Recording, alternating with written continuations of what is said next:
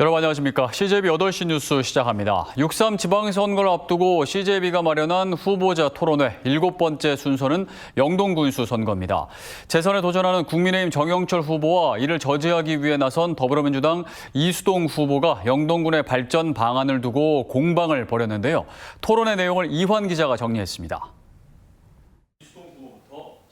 더불어민주당 이수동 후보는 영동군 의회에서 오랜 기간 활동한 경력을 언급하며 본인이 영동군수 적임자라고 말했습니다. 저는 지난 8년 동안 영동군 의회 의원으로서 국민 여러분의 삶을 가장 가까이에서 살펴볼 수 있었습니다. 국민의힘 정영철 후보는 군수로 재임한 시기 이룬 성과를 내세우며 연속성 있는 군정이 필요하다고 강조했습니다. 저는 일 잘하는 군수로서 매니페스토 공약 이행평가 4년 연속 최고 등급을 달성했습니다. 영동군의 인구 소멸 위기를 타개하기 위한 정주 여건 개선 방안에 대해 두 후보는 청년층 유입이라는 큰 목표 아래 나름의 방법을 제시했습니다. 현금 수천만 원보다 당장 바쁠 때 맡길 곳이 중요합니다. 시설을 리모델링해 육아 해방 기반을 조성토록 하겠습니다. 영동을 아이 키우기 좋고 일자리가 넘치는 살고 싶은 도시로 만들기 위한 핵심은 결국 청년들이 안정적인 소득을 올릴 수 있는 경제 구조를 만드는 것입니다. 초고령 사회의 필요성이 제기되는 노인 돌봄 체계와 공동체 안전망 구축 방안에 대한 질문에서도 해법의 차이를 보였습니다. 찾아가는 의료 서비스와 어르신 병행 동행 서비스를 실시토록 하겠습니다. 어르신들의 건강한 100세 지킴이를 제가 먼저 앞장서도록 하겠습니다. 이제 돌봄은 선택이 아니라 지방정부가 반드시 책임져야 할 가장 중요한 공공 서비스라 생각합니다. 특히 홀몸 어르신 고독사 문제는 단순 복지의 문제가 아니라 생명과 안전의 문제입니다. 주도권 토론에서는 상대의 공약과 정책을 언급하며 공방을 펼치기도 했습니다. 이수동 후보는 정영철 후보가 지난 민선 8기 군정을 끝까지 책임 있게 일궜는지 확인하는 질문으로 포문을 열었고 후보자께서는 탈락한 원인을 분석을 하고 또 군수 직무 정지 전에 추가 공모에 관한 어떤 보완의 지시를 했는지 먼저 한번 여쭤보고 싶습니다. 이에 맞서 정영철 후보는 이수동 후보가 내세운 공약을 하나하나 짚으며 실현 가능성에 의문을 제기했습니다. 상당히 많이 저하고 이렇게 예산이라든지 공약이 너무 흡사할 정도로 많은데 어떻게 돈을 많이 남기는 군수가 되겠다라는 표현을 했고 CJB는 내일 저녁 6시 30분 음성군수 후보를 초청해 토론회를 진행합니다. CJB 이환입니다.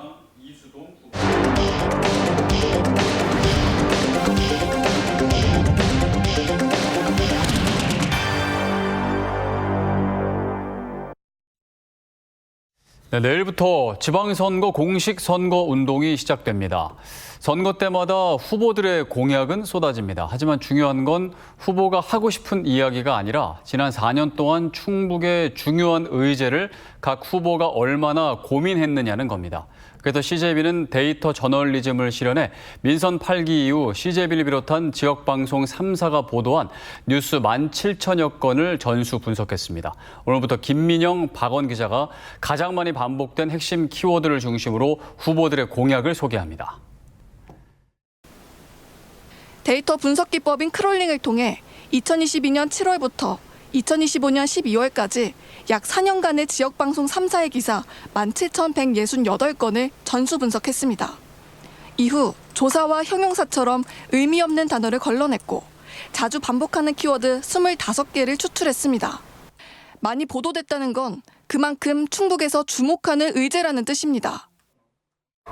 뉴스를 통해 도출한 25개의 키워드입니다.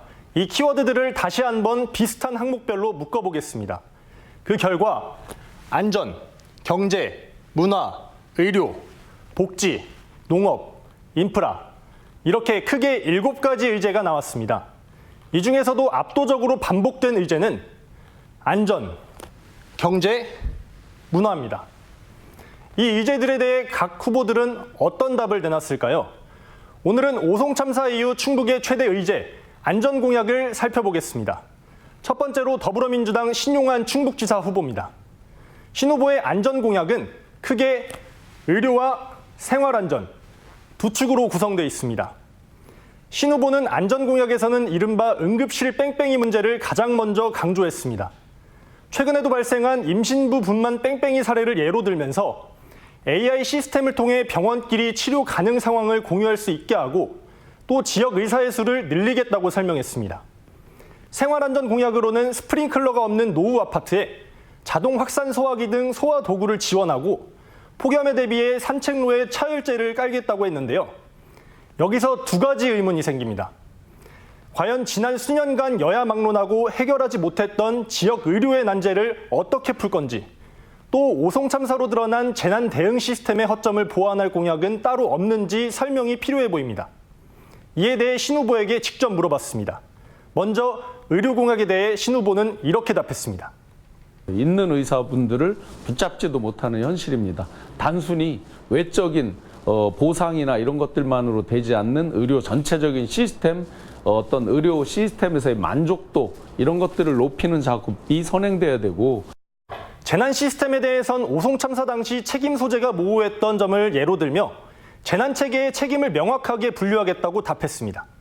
책임 소재 규정에 따른 부분들을 정확화하는 거, 또 그런 책임 소재에 따라서 훈련을 실제로 하는 거, 이런 부분을 평상시에 완벽히 매뉴얼 체계를 다시 바꿔서 실질화하도록 하겠습니다.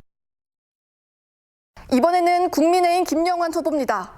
오송 참사 이후 충북도는 재난 대응 시스템 전반에 대한 거센 비판과 책임론에 직면했습니다. 그래서인지 김 후보는 기본적인 재난과 안전 체계를 확보하려는 공약들을 내놨습니다. AI 재난안전 시스템 구축, 그리고 충북안전재단 설립이 대표 공약인데요. 안전과 재난을 관리하는 데 초점을 뒀습니다. 김 후보는 AI로 재난안전 시스템을 구축해 산불과 집중호우, 폭염 등 자연재난을 사전에 예측하고 대응하겠다고 했습니다. 또 김 후보는 지사 시절부터 추진한 충북안전재단 설립을 오는 민선 9기에도 추진하겠다고 약속했습니다. 이번 검증 포인트는 실현 가능성이 있습니다. AI, 말로는 쉬운데 이게 기술적으로 실현이 될지, 또 예산은 감당 가능할지 참 막연하죠. 충북안전재단 설립은 이미 행안부가 충북도의 예산 능력을 문제 삼으며 타당성이 없다고 봤었는데 앞으로 어떻게 설립을 이어가겠다는 걸까요? 먼저 AI 재난 대응 시스템이 실현 가능한 것인지 김 후보의 설명을 들어보겠습니다. 도와 공직사회는 안전을 최우선하는 인력의 배치, 예산의 투입, 또 그런 과학적인 시스템의 구축, 이런 것들이 다 마련돼야 되는 아주 종합행정 또는 종합적인 노력의 산물로 극복해야 된다. 충북안전재단 설립에 대해서는 충북의 재난 특수성을 강조해 정부를 설득하겠다고 밝혔습니다.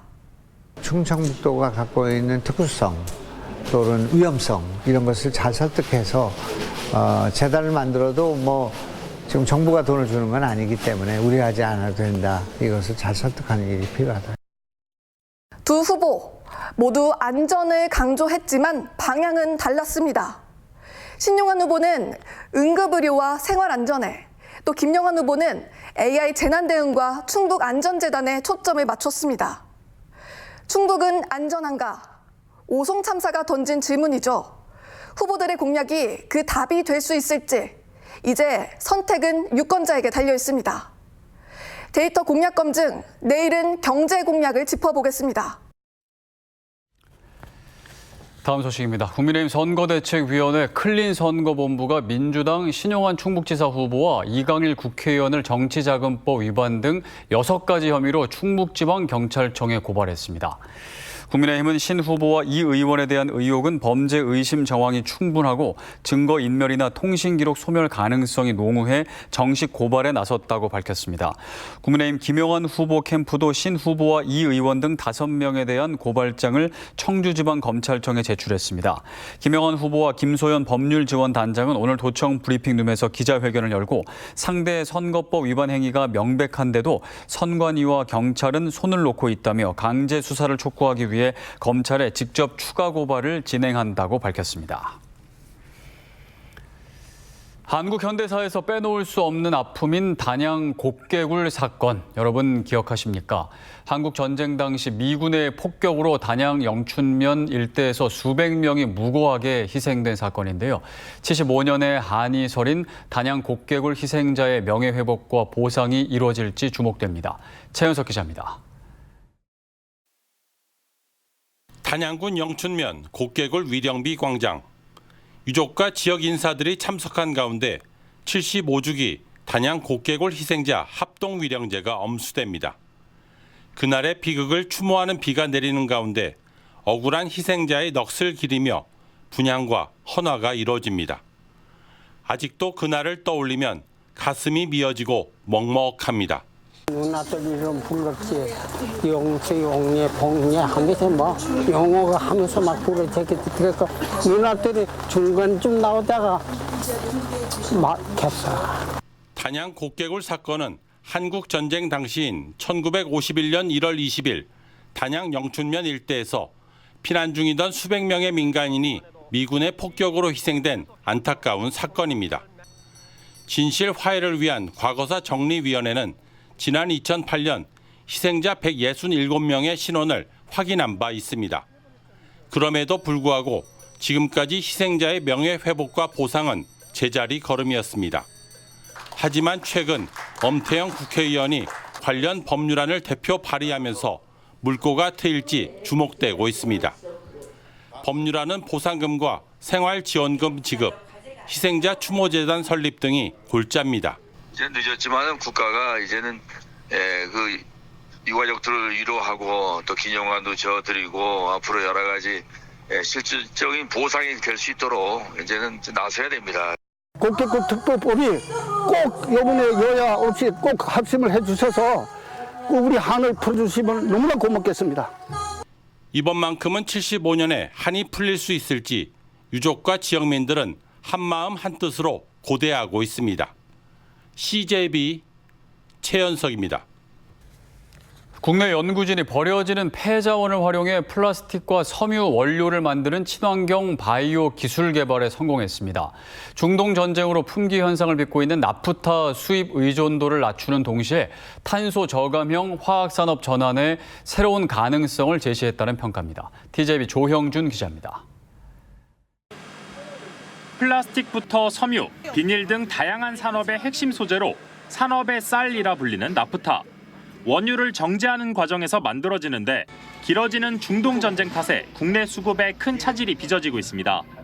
해외 의존도를 낮추고 지속 가능한 화학 소재 생산 기술을 확보하는 게 중요한 문제로 떠오르는 이유입니다. 카이스트와 한화솔루션이 버려지는 자원을 활용해 이 문제를 해결할 수 있는 실마리를 찾았습니다. 바이오 디젤 생산 과정에서 나오는 부산물 글리세롤로 플라스틱과 화장품 원료인 원쓰리 프로판디올 생산에 성공한 겁니다.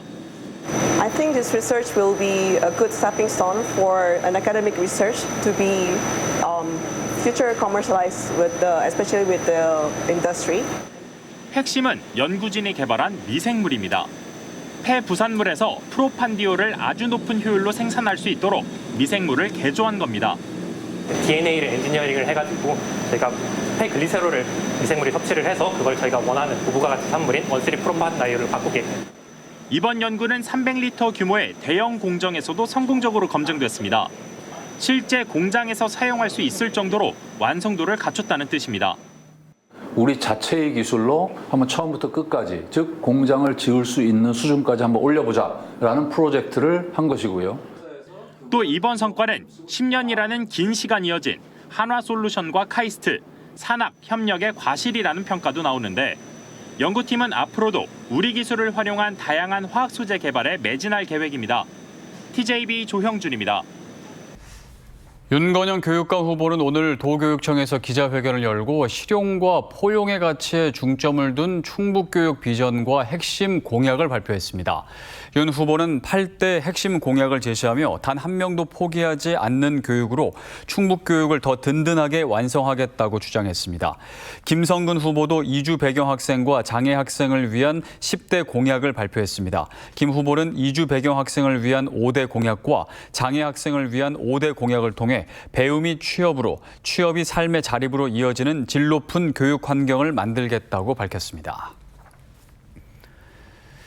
충청북도는 중동 사태 장기화에 따른 피해 업종 기업들의 근로자를 지원하는 버팀 이음 프로젝트 공모에 선정돼 국비 20억 원을 확보했습니다. 고용노동부가 주관하는 버팀 이음 프로젝트는 재직 근로자에게 1인당 최대 50만 원의 복지 포인트, 3개월 이상 근속 근로자에게 최대 50만 원의 휴가비를 제공하는 사업입니다. 충청북도는 다음 달부터 중동 상황 피해 접수 기업과 화장품, 뿌리산업 기업 근로자를 대상으로 사업을 본격화할 계획입니다. NH농협은행 충북본부와 NH농협은행 경영기획부문 임직원들이 충북신용보증재단과 함께 청주시 북이면의 한 농가에서 일손 돕기 활동을 전개했습니다. 오늘 농촌 일손 돕기에는 임세빈 농협은행 수석 부행장, 김창순 충북신보 이사장 등 40여 명이 참여해 잡초 제거와 순치기, 농자재 정리 등을 벌였습니다. 청주지검이 진천의 한 가정집에 침입해 강도 행각을 벌인 3명에게 중형을 구형했습니다. 검찰은 구속 기소된 A씨에게 징역 10년, B씨에게는 8년, C씨에게는 징역 7년을 각각 선고해 달라고 재판부에 요청했습니다. 이들은 지난 3월 진천의 한 단독주택에 들어가 80대 노인 등 일가족 4명을 3단봉으로 폭행하고 케이블 타이로 손발을 묶은 뒤 금고 비밀번호를 요구한 혐의를 받고 있습니다. 청주 흥덕경찰서는 지난달 13일 청주 복명동의 한 음식점에서 발생한 LP가스 폭발 사고와 관련해 가스 호스를 시공한 업체 대표 A씨를 입건했습니다. A씨는 사고 전날 경보가 울린다는 업주의 연락을 받고 식당을 점검한 뒤 이를 오작동으로 판단해 가스 차단기 전원을 차단한 혐의를 받습니다. 앞서 경찰은 지난 11일 식당 주인 B씨도 가스 저장 탱크의 주 밸브를 잠그지 않은 혐의로 입건했습니다.